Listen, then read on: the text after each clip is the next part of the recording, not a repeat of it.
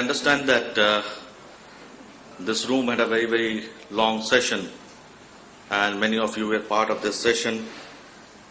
But I think the poha and idli, I understand, refreshing to you all. Okay, the subject innovation, it has been a subject which has been virtually discussed across all platforms.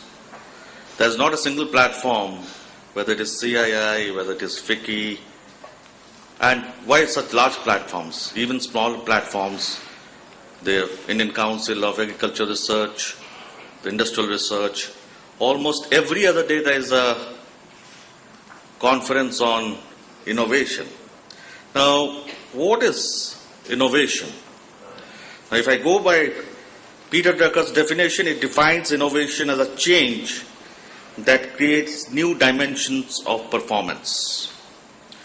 And Picasso has rightly said that every act of creation is first of all an act of destruction. It isn't the incompetent person who destroys the organization, it is the competent people who destroys the organization and then recreate it. Now, why innovation? Any innovation anywhere, from the prehistoric time to industrial revolution, even today, it satisfies some human need.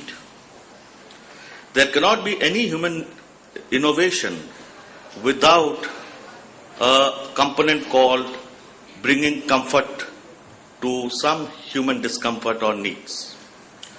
If we go back, we see that the power, the innovation of electricity, the diesel generator.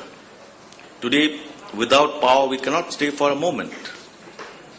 The recent, the revolution in the mobile sector, the kind of penetration they have. So, the whole issue is, and in the business platform, there are multiple examples where organizations have innovated. For example, the Walkman and the Sony, which changed the way people listen to music. So there are multiple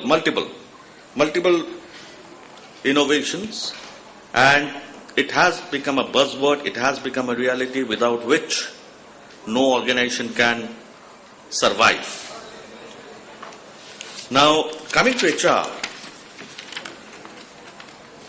organizations today are looking to HR function to go beyond the delivery of cost-effective administrative services and provide expertise on how to leverage human capital to create a true marketplace differentiation.